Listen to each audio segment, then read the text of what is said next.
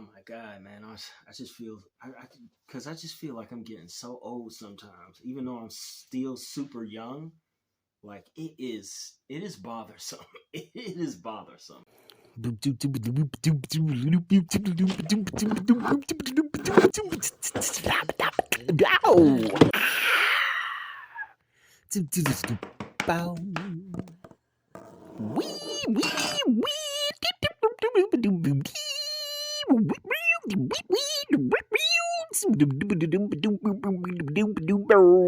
Wow.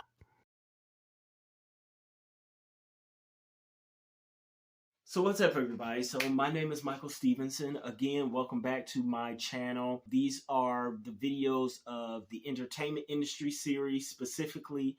Again, some of my other stuff. You can check some of that other stuff out. Writing. Check out my carbon footprint art project. I wanted to talk today about a fairly personal, okay, and that is the subject of age, specifically as it pertains to Hollywood and entertainment, the entertainment industry as a whole. If you watch my entertainment industry introduction, then you will probably see that I was, and I still am very conflicted about whether I am going to continue to try pursuing this for any amount of time. And one of the factors in whether or not I will continue to try pursuing any sort of career in Hollywood is my age. And yeah, I hate that it has to be that, but it is what it is. So I honestly almost don't know where to begin on this. A little background for me. I grew up spending a lot of time with my grandma and grandpa over their house. Okay, it was the same house that my mom grew up in, so it's my maternal grandparents. They were good child care.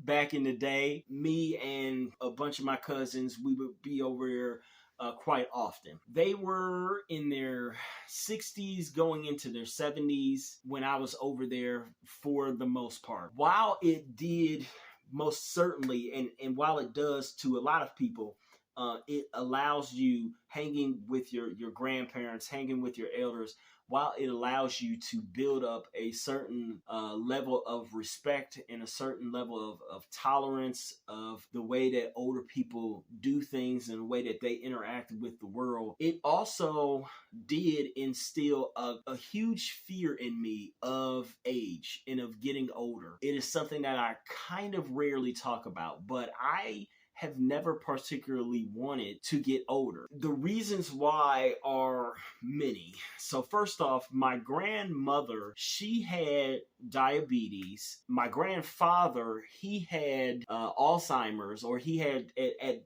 at the very least he had dementia. I don't know if it progressed to Alzheimer's. I honestly can't remember now. Those two things in and of itself are scary because of the fact that because they both had one of those two things, that puts me at a higher risk for also getting those, especially later in my own life. Then you lump on top of that the fact that my grandmother's mother, my great grandmother, she was blind. I never met her. She died she actually died when my mother was young. I think I told you the story of that in another video. There are a great many ailments that are either they come through age or they are made worse through age that I am very fearful of getting and suffering through. That is on top of my own already continued injuries. One of the reasons why I feel like I haven't been able to actually do anything in Hollywood as of yet is because of the fact that I am chronically injured and ill. My back is just, I oftentimes feel like I am standing, sitting, or walking on a vertical stack of Tic Tacs. That's how terrible it feels all the time. I'm almost certain that I need surgery on it. I am over the age of 30, and when I turned 29, I cried profusely to myself because I realized that I had finally crossed the threshold into where I had spent more more than half of my life being severely injured and or ill. When I first got sick, it basically changed my entire personality. Whenever you hear about people aging, you almost always hear about health only getting worse, not better. I don't know if I could potentially even withstand the physical pain of aging. But then on top of that, you lump into that the fact that age is a huge thing within the industry. So first off, let me say that this video in and of itself is going to try to talk solely about age, but it will talk a little bit about looks as well, because we know that in Hollywood, age and looks are intertwined in such a way that they are very similar to how space and time are intertwined in scientific discipline. It's hard to break one away from the other. It's hard to talk about one without talking about the other. So the first thing is that I just watched the Barbie trailer. It just came out. It looked like, I guess, what I would expect from a Barbie movie. But the big thing that started trending right after the trailer was how Ryan Gosling looked. He, as an elder millennial, they were saying that, oh my God, he doesn't, it's not that he doesn't look good or even that he looks old, but it's more so that I guess he looks kind of his age. They're saying that, you know, at 42, he kind of looks 42. They're saying that he doesn't look as plasticky and as youthful as they would think a Ken Dow looks. And I'm like, ooh, that is a super tough critique to hear, not only from him, I'm sure, not only for him, I'm sure, but also kind of for me. As you guys can see, and I haven't hidden it, I am definitely going bald. The problem is that I, for whatever reason, started going bald in my teenage years. Now, I don't know why. I think maybe it is because of my injury. And so when your body is trying to constantly fix something that it can't really fix, nutrients start to go lacking in other places in order to try to fix that thing. Like your body starts to overcompensate near the injury. So maybe that's why I lost my hair. I don't really know. I don't think my grandfather on either side lost their hair this early, and I know that my father didn't either. I have been told that even as a black person, and let's be honest,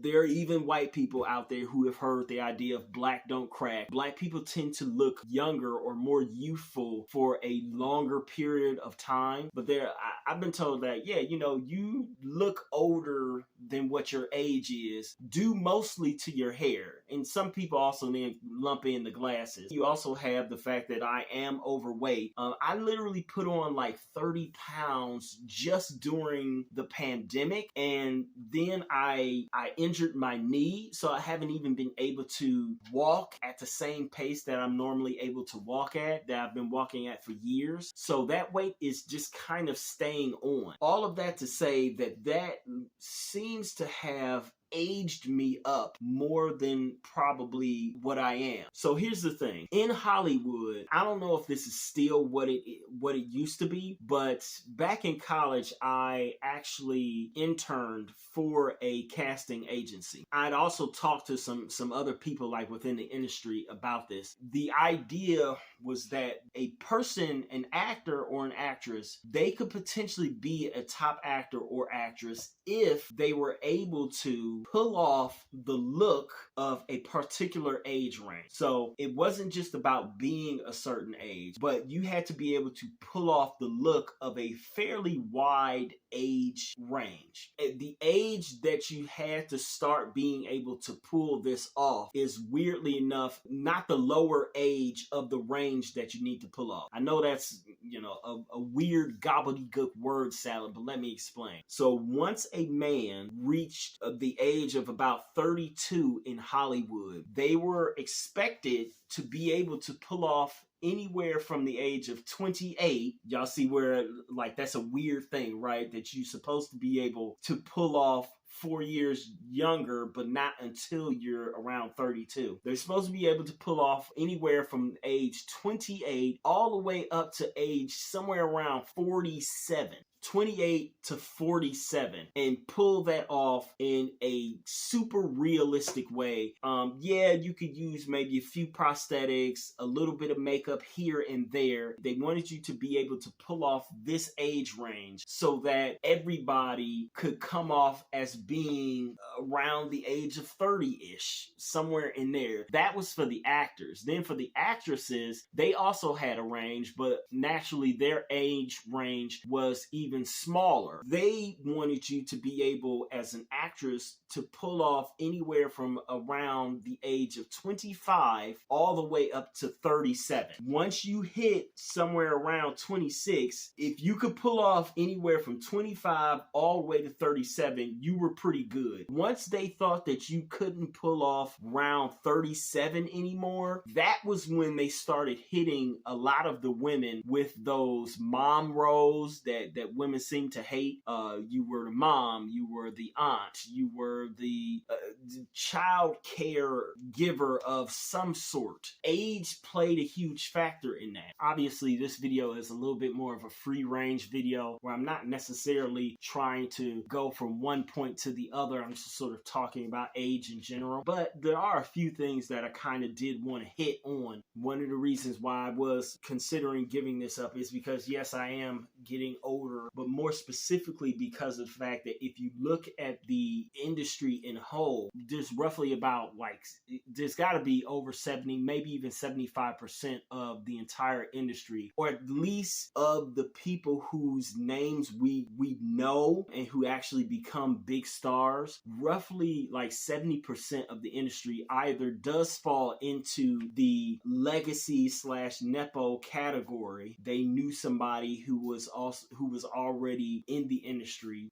like even The Rock. He technically is a nepo baby himself. Yes, he grew up fairly poor, but all of his connections and everything, his family and all that stuff, they were in the wrestling industry. His grandfather was in a James Bond movie once and was in the wrestling industry. Yeah, he went the football route, but ultimately he went the route that his family took. He just sort of went a long way around just to get there, just to become a nepo baby himself. But most of those people are either legacies or they started as child actors. And again, I was counting a child actor as starting if you are younger than 20. So yeah, I know 18 and 19, I'm still counting those as technically child actors. So when you look at it, it is incredibly difficult for anybody.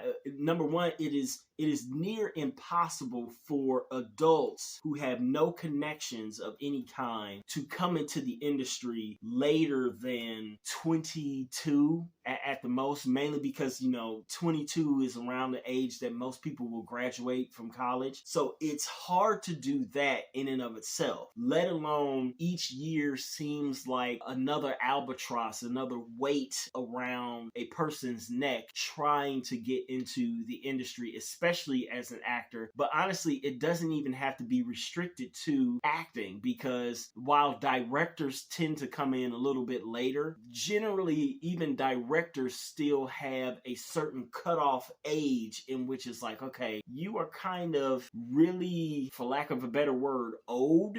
And so I don't know, it's a very strange thing. It's a very strange thing. We all know that the industry prizes youth over almost anything. It weirdly enough, it prizes youth even over innovation. You don't really need to be super innovative. You can make a full career off of adapting things that already exist out there, off of remaking or rebooting stuff. You can make a whole career out of that, and nobody will blink an eye. But so long as you are young, you may have a chance. Being over 30, it's not to say that it doesn't happen. Obviously, it does happen, and there are plenty of success stories where it happens. But again, it's taking the near impossible and it's just stacking more more levels of improbable atop of it. And then on top of that, you need to incredibly on your game to even make a dent in Hollywood in and of itself, right? Not only do you then have to be on your game, and if you've been trying for so long to get there, the more doubt you may have about whether you in fact are on your game, and yet you need to be all that much better. And then on top of that, some people will come in and say, oh, well, just make your own thing. That is a whole nother issue in and of itself. To try to make your own thing to get into Hollywood, that's a whole nother issue in and of itself, which I will devote an entire other video on. Comedians are like the exception to the rule. Comedians, for whatever reason, are the exception to a lot of rules in Hollywood. I think it's because they have to create their own everything on like a nightly basis, like stand-up comedians. And I do have a stand-up background. I did it for a little while. But even when you are creating your own thing, there is more of a desire to kind of take that thing from you and to put in the actors and actresses or the people that they want to be in there. Most of those people are often a lot younger. The writers' rooms are an eclectic mix, but as far as like in front of the camera or even directing, they tend to like to go younger. Also, just so that they can pay you less too. I don't know, man. The entire idea of age and aging, both in Hollywood as well as outside of Hollywood, but trying to get into Hollywood, get into the entertainment industry, is a very strange thing. It always brings me back to the curious case of Benjamin Button. Not Benjamin himself, but the fact that, what is her name? I think her name is Claire. I can't even remember her name, and that's one of my favorite movies. Anyways, she's the woman that he falls in love with. She is a ballerina, and she gets hit by a car, so she loses the ability to be a ballerina. And he was like, well, you did something that was so special and unique, it was only going to last for a very short time anyway. And that is oftentimes how I feel, more so saying that you have such a short window to really capitalize on anything in Hollywood, especially on the one thing that Hollywood prizes the most, that it's bound to evaporate almost before you can even enjoy it. So like struggling to do it, it's like, God, I just don't know. I just don't know. It actually is kind of funny because of the later stars that come in, and it's usually a lot of men who have come in later, the number one thing that they seem to do a lot of is that they seem to kick a whole lot of butt. Whether it's Harrison Ford or Jeremy Renner, and I just watched, I'm speaking on age right now because I just watched the Jeremy Renner special where Diane Sawyer interviewed him. I think it was Diane Sawyer. She interviewed him about the accident that he had, right? Where the snowcat ran him over, almost killed him. And one of the things that you learn in there, which is super interesting, is that he didn't appear in Hurt Locker, which was an Oscar-nominated film. He actually didn't even appear in Hurt Locker until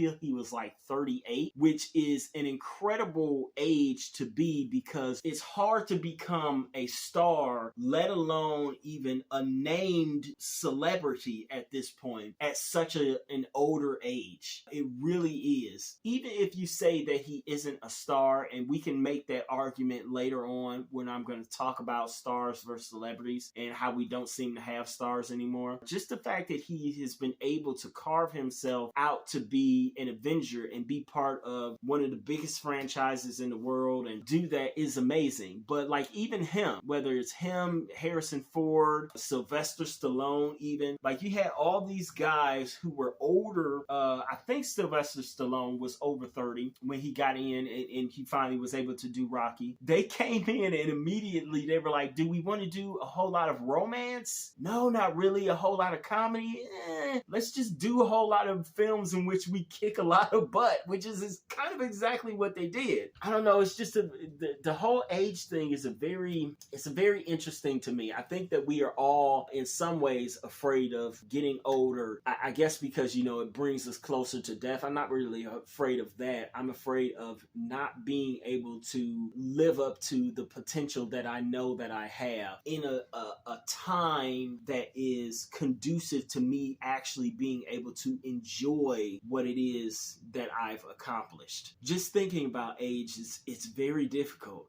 It's very difficult. I was going to bring up the age and looks thing again even more, but I think I kind of want to end that here. Talking about age is depressing to me. It really is depressing. I think the one thing I'll say about this, and we'll discuss this more in the generational cycle videos that I'm going to do, but the one thing that I am a little bit comforted by is that it doesn't seem like we as a generation, at least millennials and Gen Zers, like we really do have stars. We have celebrities that we know of. And so I feel like because millennials have been delayed on so many different things for so long, there's potential for new stars to arise as millennials and still do films which are young skewing, I guess, but that still capture a certain aspect of the millennial experience. I know I'm not really explaining that correctly. Like, again,